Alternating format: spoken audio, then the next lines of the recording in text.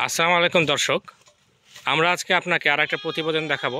নাসিরউদ্দিন ভাইয়ের উনি ক্ষুদ্র পরিসরে ভালো জাতের বকরি নিয়ে বা ছাগল নিয়ে যে ব্যবসা প্রতিষ্ঠান গড়ে তুলেছেন, ওনার ছোটোখাটো খুব ভালো হচ্ছে। আমরা তার সাথে তার বিষয়গুলো নিয়ে কথা বলবো। জি চলুন।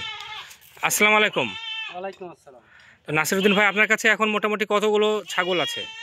তাই আমার বাসায় এখন 9টা ছাগল আছে। আচ্ছা, তো আপনি কি জাতের ছাগল নিয়ে খামারটা শুরু করেছেন?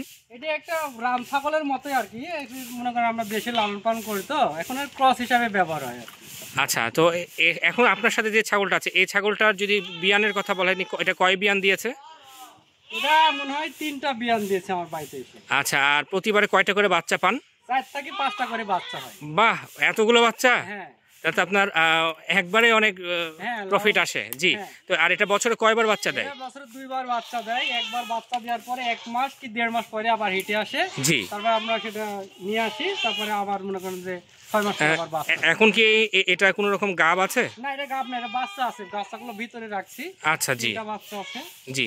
এখন আমরা আপনার পরের ছাগলগুলোতে যাই। জি জি, এখানে যে ছাগলগুলো দেখতে পাচ্ছি, এগুলো অ্যাকচুয়ালি কি জাতের ছাগল হচ্ছে? এগুলো ওই যে একই জাতের ছাগল। এটা হলো তুতাপুরি দিয়ে আমি হিট দিছিলাম।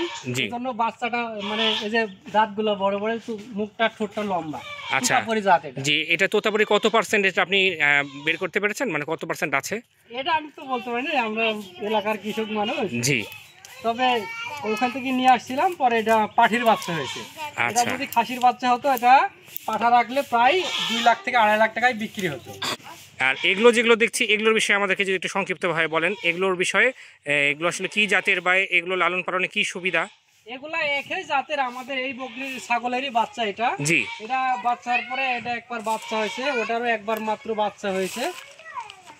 আর এগুলোর ক্ষেত্রে যদি খরচের কথা বলা হয়, কেমন খরচ আসে আপনার? খরচ বলতে আমরা আলাদাভাবে কোনো কিছু খরচ করি না। আমরা যে ঘাস তৈরি করি, লিপিয়ার ঘাস, জি। এই ঘাস খাওয়াই, আর হালকা আমাদের যে ধানের খড় আছে সেগুলা খাইয়ে থাকি। বাহ। বেলা পানি খাইয়ে থাকি। তাহলে তো একদম প্রান্তিক যে কোনো ভাই বোনই এই আসলে বিষয়গুলো নিয়ে যদি কাজ করে, তাদের আর্থিক সচ্ছলতা আনতে পারবে। আমি আশা করি এই আমাদের বাসায় যে 8-9টা ছাগল আছে, তাতে বছরে 1,30,000 থেকে 1.5 লক্ষ টাকা আসে আমাদের ছাগল থেকে। অনেক ধন্যবাদ ভাই। আপনার এই উপদেশগুলো আসলে আমাদের নতুন খামারে যারা আছে তাদের খুবই কাজে লাগবে। আর পরবর্তীতে আপনার সাথে অবশ্যই কেউ যদি কোনোভাবে যোগাযোগ করতে চায়, আপনার মোবাইল নাম্বারটা একটু দয়া করে দিয়ে দেবেন। 017 017 288 288 377 377 14। 14। আর আপনার এই জায়গার নাম? আমার জায়গা না হাবিবপুর তুয়াজমুর। জি, ধন্যবাদ। আবার কথা হবে। আসসালামু আলাইকুম। ওয়ালাইকুম আসসালাম।